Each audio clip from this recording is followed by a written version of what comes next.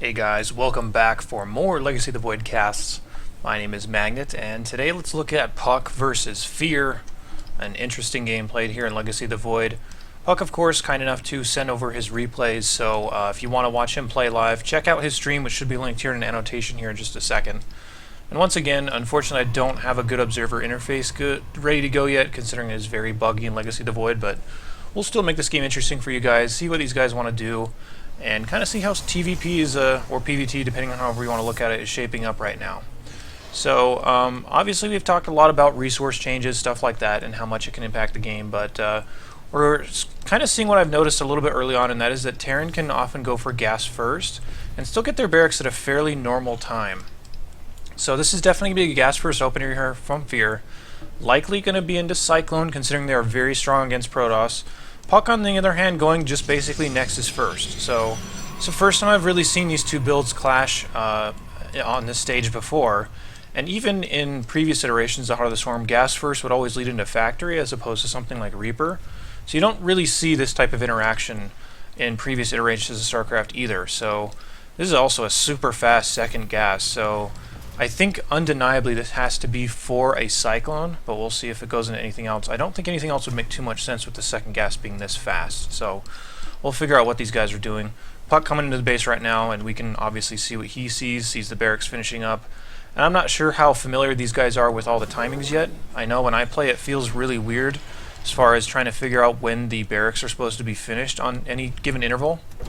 But especially because the gas first doesn't really slow down your barracks that much, that can be hard to tell. So what Puck, I'm sure, did is come in here and check the geyser to see how much has been mined. So he should have an idea as far as what's going on. And I don't even know if he actually saw the factory being started. Yeah, he did. So, I mean, that's obvious, but at the same time, you could also see things like proxies coming down if you were to see how much gas had been mined and you didn't see anything else in the base. Stuff like that. Here's a reactor coming down. So this isn't going to be a Cyclone opener like we thought. Reactor is going to point more towards things like Widow Mines or Hellions, which is obviously the only thing that really makes too much sense. Puck checking for something coming across the map here, and what's coming across right now is Fear's Scout, so he's going to try and see what's going on. The add-ons are done here. He's going for Marines and Cyclone, likely, as the Tech Lab is coming down now. So I don't know why he didn't opt to switch these two, as when he starts his Cyclone, he'll have a lot of excess gas. So maybe just trying to fill out build orders, stuff like that, which is what people are definitely going to be doing for a long time in Legacy of the Void, considering it did just come out. So the first couple of Marines coming down here, checking around, maybe for some hidden pylons, stuff like that. But back at Puck's base, obviously the Nexus first has finished up, and it remains to be seen, or rather we don't really know what's been seen so far. He did see the Nexus, so he shouldn't be getting too paranoid as far as checking around for things like proxies and whatnot, because that'd be really, really strange with a Nexus first type of opener. Here's a Stargate coming down here from Puck, so we're going to see Stargate versus Cyclone, which I think is going to regulate to be very normal in Legacy of the Void. The second Cyclone is also on the way. He still has a lot of excess gas, so if he's going back and refining this build, maybe he can take this gas a little bit later. You can see he's only mining with 2 out of 3 on the geyser right now, so just a lot of weird periods in Legacy of the Void are going to be coming out where people don't really know what's going to be possible by what time until they spend some time figuring it out. This Stalker's unfortunately going to get caught by this Cyclone really easily, so this Stalker is really dead. It's not going to do too much. So you can see how quickly the Cyclone wins those one-on-one battles, but this Marine Cyclone opener is going to be pretty strong. Not enough energy for an overcharge, and there won't be for at least a few more seconds, so I guess he's at least got this timed out decently to put this down as soon as the Terran starts to commit a little bit. The only unfortunate thing is that he doesn't have a sentry waiting at the top of the ramp, so these guys just decided to walk up after the overcharge went down. Then this could probably do a little bit more damage, but so far Puck doing pretty well, and of course, as a Terran, you really can't afford to take this gamble and just try to rush up the ramp, so maybe just getting away with a little bit, not having a sentry there, but he could definitely afford it anyway, so I guess it's reasonable to assume that it could be there, so it's probably best just to be a little bit careful. Phoenix is coming out now, and for those of you guys that watched one of my games before against the Terran, I actually wondered if this Phoenix opener was going to be valid against Cyclone openers, because they could just lift them up and they can't do anything. So I think Puck is also on the same line of thinking, trying to see if that'll be a viable option as well. This attack's getting pretty large outside the Terran base, and it's going to be a weird micro battle between the Phoenixes lifting the Cyclones, here's even an SCB to repair, and the Marines trying to target down the lifted Cyclone, or rather the Phoenix that's doing the lifting. All kinds of strange interactions here so far. Phoenix start to poke up here, or rather the Cyclones start to poke up here a little bit more. The lifts go off and they're instantly cancelled. So this is getting a little messy as Puck has to pull his probes right now against these Cyclones, doing so much damage. Look how fast they kill these Phoenix. So these type of attacks are going to start to be really, really annoying in TVP, or rather PvT, excuse me, saying it the wrong way around. But Puck's still doing okay, he hasn't lost too much, and of course he can't afford to lose some workers right now, considering he did go for that Nexus first. So I guess this could be kind of a trade-off where the Terran has to kill X number of workers because he just doesn't have the same type of mining that Puck has been having for a little while. So Stalker's trying to come up here, target down the weakened Cyclones. Yeah, you can snap that one right now. Now this is getting a little bit more even. Once these Cyclones are up to about 4 or 5, and once the Protoss has more gateway units, they start to really lose their effectiveness. So you can't just go crazy with them the entire game. So Puck has defended that and puts himself in a pretty reasonable position. You can see 42 workers to 30, so the Nexus first. The Phoenix is doing okay there. They didn't really shut down the attack too hard. It was mostly Stalker micro and having to pull probes and whatnot. But at the very least, what these Phoenix could do, which may have been his intention, is that if the Cyclones lock onto something and that gets broken, it starts a cooldown here where they can't regain that lock on, and their range when they're not locked on is actually fairly short. So that may have been the whole idea with that. So if you just lift them once, it'll mess them up, and then they'll have to try and retarget, lose a bunch of range and other things. So pretty interesting, and I should have been paying a little bit more attention to that, but I've frankly just never really seen these battles yet. So that may have been the idea, but I guess it kind of remains to be seen. But still, Puck holding it off one way or the other, and now able to do a little bit of counter damage with these Phoenix. Needs to be careful though. These Cyclones will kill these Phoenix really fast if they're able to get a lock on. So Puck just kind of trying to stay out of the zoning area for these. And I wonder if staying back here is far enough. Yeah, probably not. So he just heads over to the other side. See if he can get... Look how fast these Cyclones are still. Like, these are Phoenix that are flying away, and Phoenix is one of the fastest units in the game, and the Cyclones can still kind of chase him down and deal a lot of damage to him. So Puck behind this, going Robo Bay, and he's going to be for Disruptors more than likely. Oracle on the way as well, probably for Stasis Mines, which he has talked about a lot, and we watched another game with him using those a lot in an Archon mode game. Also taking the third base here, so getting a reasonable economy advantage as the Terran is just now landing their third base as well. Income still shows Puck quite in the lead, 15 worker lead right now. And it's interesting to see how the Terran's going to transition off this, because they've been incrementing out Cyclones one at a time. But as far as I've been able to tell, the Cyclones don't really scale that well. Once you get beyond about 6, they start to not be that good. Or at least I've seen so far. But it may be issues of people don't really know how to control them yet, stuff like that. Phoenixes came back in here for a little bit more damage, but there are turrets up now, so their effectiveness will continue to dwindle.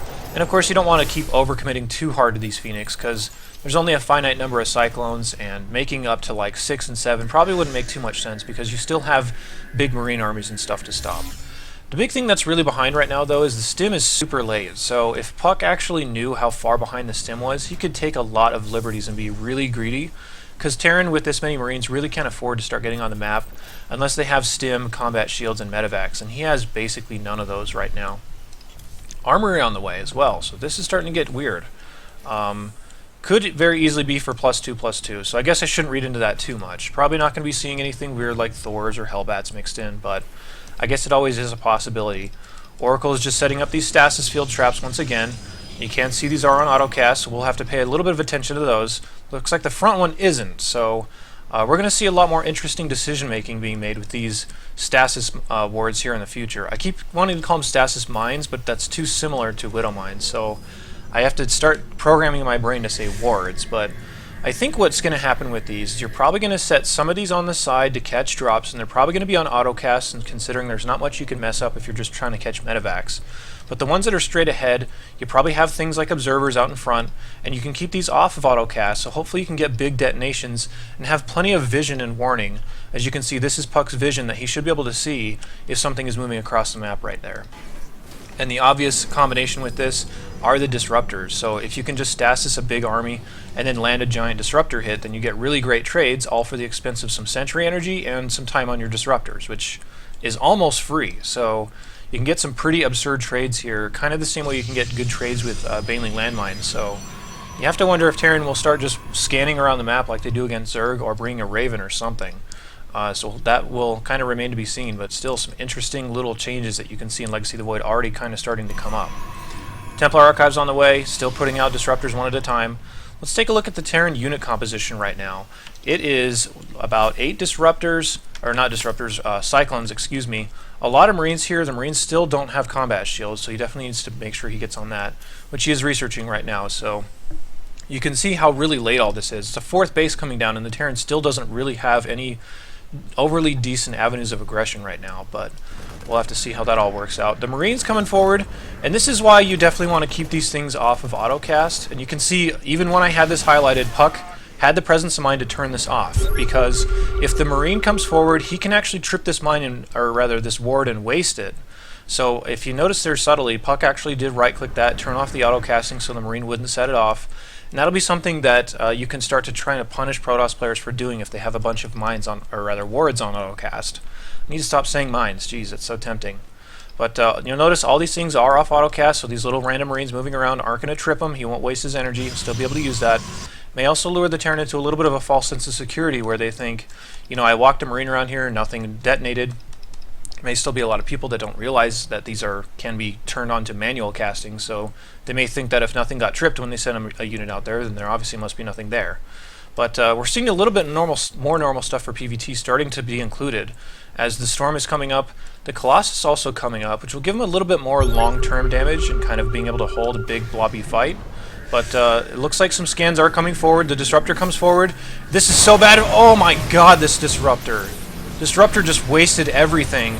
And that's why you need to be able to lift into your medevacs if this starts happening. Even another one going to waste a whole bunch more Marines. So this is why these units exist, is to break up these big blobby bio armies. So you can see just the bloodstains here. I would say a decent, maybe like 30 Marines or so around that just died from those 2 disruptors. And Terran really didn't get anything done with either of those. So pretty insane hits right now. Puck, realizing that he has a decent advantage, is going to bait the army over into this stasis ward. He's not going to be able to get this planetary down though, so you still do need to be careful. And that's the big thing, is you still do need a lot of splash damage. A massive disruptor, or excuse me, stasis ward hit, disabling all these cyclones. And Puck needs to be a little bit careful here because this planetary still is pretty strong. These units are going to come off of stasis here in just a second. The Cyclones being there is a really big benefit to Puck because he has a lot of time to fight while these can't do anything. 2 disruptors on top of this army just waste all the Cyclones, so those disruptors and mines are very unforgiving right now, and Terrans and Zergs are all going to have to be very careful when going against that. Still though, the supplies are pretty even, so not like Puck is really running away with this game right now. Terran is now smartly starting to scan forward a little bit despite getting hit by another ward. And you can see that if you do scan, it will reveal the wards, and you can just go ahead and target them down. So, despite all the huge connections from these disruptors so far, the game's still relatively even, which is kind of funny because Protoss, if they spend this much gas on these disruptors, whatever's left over doesn't really have a lot of gas remaining to get a lot of splash damage out, which is why Puck is starting to mix up his army just a little bit with these Colossus. These High Templars starting to be out with Storm and stuff. If you just get bad disruptor hits and you waste their cooldown, then the Terran has wide open avenues to chase you down and really punish you quite hard for not having the right mix of units after that. So it seems like these things are really broken, but if you're relying on them this much, then you need just insane hits and then some to still be in good shape because, like I said, still an even game. And we haven't had anything too crazy. Like worker counts, they've both kind of traded fairly evenly, but nothing too crazy after that opener. You can see Puck, selecting this every once in a while, and he might walk right over it, and he did not quite get it. He does get the back half of the army, so still this isn't going to be too bad of a trade for him. Templar storming all over this army, and now you can just kind of hang out and wait for this stasis to wear off. The Terran still has some micro against this, of course, but there are more disruptors that can kind of zone this out. As long as you can separate this side of the army that's been stasis, then they'll be really easy to kill. So yeah, sending 2 of these forward, or at least having them ready to blow up, unfortunately misses the timing just a little bit, so he could have actually blown up most of this army, but the disruptor timing was just barely off. The Terran's starting to stomp through all these stasis wards now, and this is starting to look a little bit scary. You can't rely on Colossus too much because their damage did get reduced by quite a bit. Disruptor's starting to filter through this army, blow up a decent chunk here, but this is still a really even fight, and Terran actually has a pretty big supply lead right now. So doing pretty well, a lot more charge zealots coming in. The upgrades are relatively even between these two. Protoss actually had a slight advantage, so able to push this back for the time being. but you have to really emphasize that these Colossus don't nearly do what they used to. So they can help out as far as being a mix-in, but they're no longer the backbone of Protoss's army in these engagements. It's a lot more evenly distributed between the gateway units and the splash units. But still, really cool game coming down here so far from these guys. Really cool to see all these new units getting mixed in. Unfortunately, the Cyclones in these larger battles don't seem like they've really done much, but that's mostly because most of them got blown up all at once over here. So we're going to have to wait and see as far as how it's going to go. And like I said, if you're Terran, you're probably going to have to just start scanning forward everywhere you go. And I guess that's good for Protoss because you're making them burn economical energy, just clearing out the parts of the map that you control. But a little bit of an interesting dynamic here. So you can see him actually putting the stasis wards down in the middle of the fight, hoping that Terran will walk into it. Oh my god, actually got a huge hit right there. Almost like 2/3 of the Terran's army is disabled right now. But Puck, again, you still have to consider that with all this going on, you still don't have a lot of backbone. You still have to roll these disruptors up and get pretty crazy hits just to keep this game even. So disruptors, needs to time this out well. He does just roll it right in there, and he should time it out properly. Yep, there we go. He does sack the disruptor, unfortunately, but still, getting a good hit with those is what they need to do. That'll make it kind of okay for them dying afterward. If you have the presence of mind to maybe get a warp prism in there, you could grab them out of there since they do have pretty long range on the warp prisms, but again, that's very difficult to try and do in the middle of a battle. So really cool interactions here so far. A lot of stasis wards hanging out. Terran's still doing really well though, and we can't overemphasize it. Even though these are big disruptor hits, Terran's still able to split and control their way out of these things. The Cyclones seem like they're doing okay in these engagements every once in a while. They can, lock onto the Protoss front lines, maybe eliminate a whole bunch of Zealots before the Terrans are forced to fight. But it's hard to tell what they're doing in these fights right now, and I guess it'll just be a matter of time before these things start to average out and you can get a better idea of how everything is interacting together. So more scans coming forward here. You can now see the stasis wards easily lock it on with one Cyclone, kills it in looks like just 3 hits, so pretty good for them. There are a decent amount of Templar back here, so gonna probably have to start relying on Templar a little bit more as these fights go on. This is a really huge arc here from Terran. Puck needs to be careful, probably activate his disruptors. You can see him have to mix together the Templar and the disruptor energy. There's the new Time Warp, by the way, which we haven't quite seen yet in any of our games. The Time Warp actually takes a little while to kick in, but you can see the radius is huge once it finally does kick in. So Mothership Core is a little bit more interesting in the sense of being a zoning tool. It's not so immediate, and it's a little bit stronger if you're able to plan these out properly. So you can see it already did wear off, so it's not the old days where it used to last forever. So you can see Terran starting to move across the map here. What I'd almost like to see is a little bit of tactics that people like Life use, where they try to distract the enemy player. And by the way, this could be a big Widow Mine, or not a Widow Mine hit, a Stasis Ward hit. This is going to be enormous if he can set this off. The entire army is all balled up right here. Puck, you need to set off the ward. Okay, there we go. Really nicely done. Literally more than half the army here, and a max Terran army is stasis. So if he has 2 disruptors that he can roll in here, or maybe just storm them when they all come out, it'll be pretty big. The Terran actually picked off a disruptor here, so that was a big deal. Kind of changing this battle a lot, but the disruptor starts to roll in. He actually activated a little bit too early. Second one coming in now, should get a big hit on this, and yeah, it does do pretty well. The good thing with these Cyclones, though, is that they tend to target down these disruptors. So you could see he makes him pay for actually expending those disruptors on the army.